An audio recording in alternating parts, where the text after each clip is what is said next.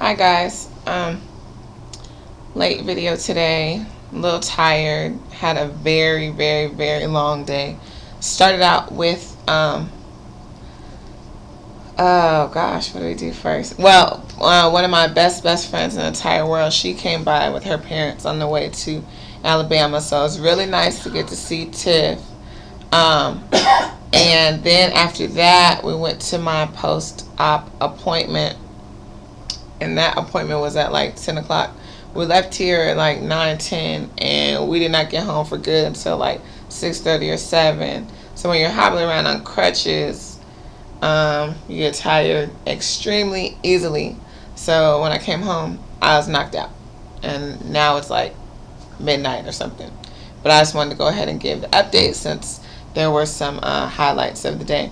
So first, I go to the doctor, and he walks by me, and he's like, "Oh, I need to talk to you." And he kind of looks at me like I did something. I was like, "Wait a minute. Unless, I cursed you out when I was under anesthesia, we really don't have anything to talk about. And if I cursed you out when I was knocked out, that's not my fault because I was knocked out." So then the lady came in, and she went ahead and got all my stitches and stuff, and my leg was all swollen. I was taking pictures and sending them to my brothers and stuff. And Jeremy wrote me back, and he was like, "Man, yikes, your leg looks all mangled." Like, I don't think it looks mangled. I just think that it looks like it's healing right now. But that's what he said.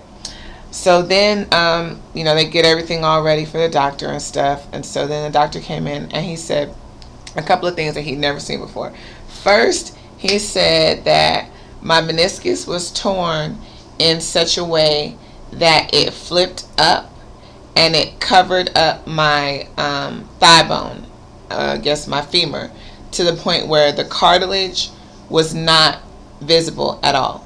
And the doctor said he'd never seen that before, and that that made it a little bit harder for him to do his job, and he had to get creative.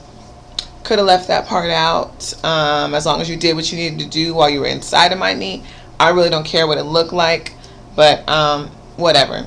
So that was the first thing. And the second thing, he had like this model of a kneecap, and he showed us like these two little parts in the knee. I don't have a picture, but basically he said that in a normal knee, those parts are both level, and that he said in my knee, one side of it was depressed like a centimeter, which in terms of your bones and stuff, a centimeter is a lot. And he said that made it look like my knee had possibly been fractured before.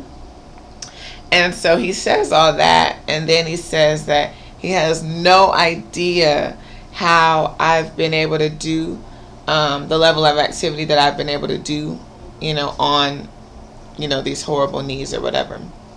But I don't know, I guess. And it's not a matter of playing through the pain or whatever, because like I keep telling people, like I went to the doctor several times. It wasn't like I was just in all this pain, and then I was just like, oh man, I gotta do this, I gotta work hard, I gotta do all this stuff. That wasn't the case at all.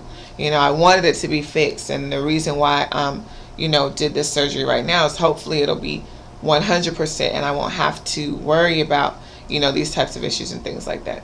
So that's what he said as far as my knee.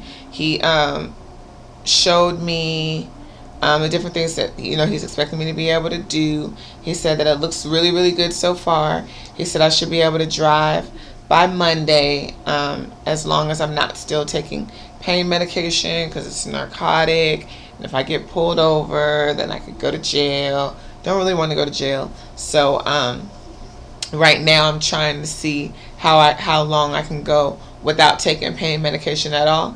The last time I took some was this morning, and it's not bad. I'm still taking my anti-infection pills, and I'll take my anti-inflammatory later on.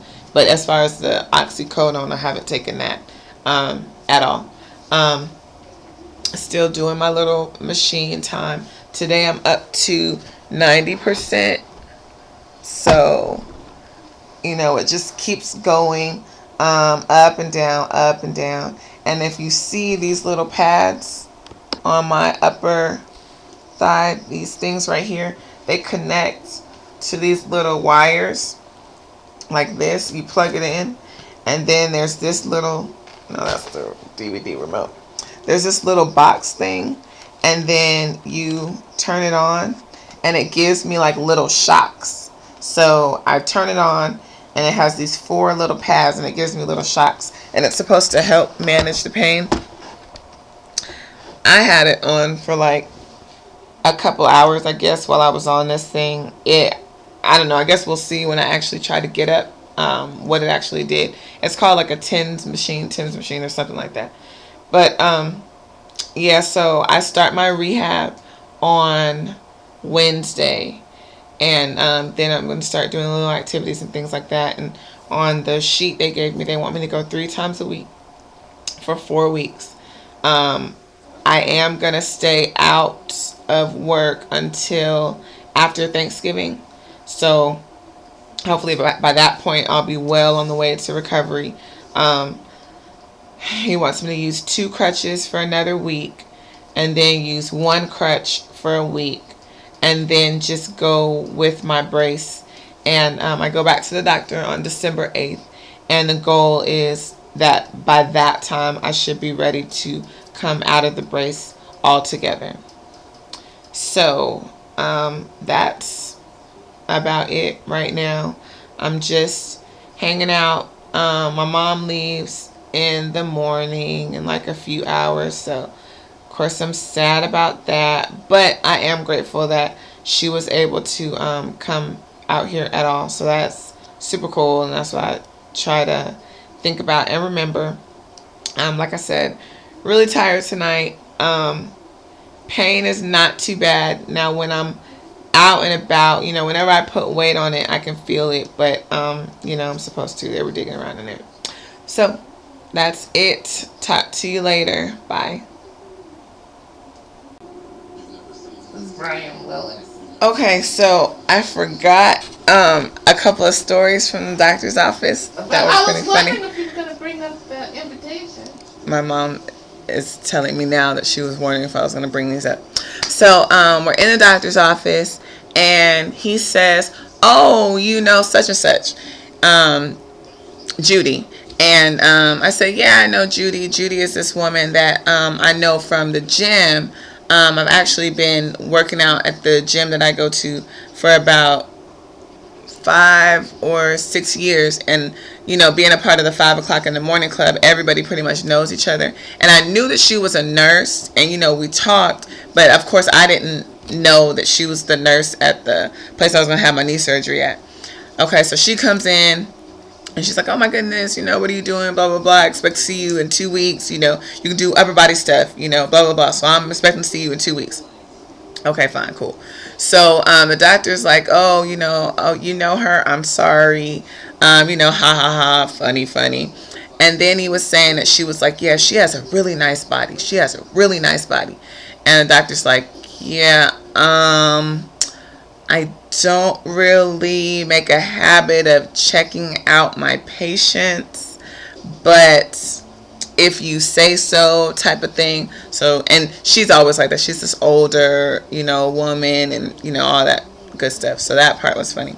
So then as I'm about to leave, you know, we're getting everything situated, all that good stuff, trying to get this stuff situated for rehab and all that. And so the doctor's like, yeah, I'm going to have to call some of my boys, you know, and tell them, you know, that I got somebody that they can, you know, come down and meet. You know, he was like, I'm assuming you're single. I'm like, yeah, you know, I'm single. He was like, oh, okay, you know, because I got some friends, you know, there's some good dudes, and they, you know, they need a good woman. Then my mom co-signed in the background. Oh, she's a good woman. She's a good woman. She's a really good woman. So I thought that was pretty funny. And yeah, that's it.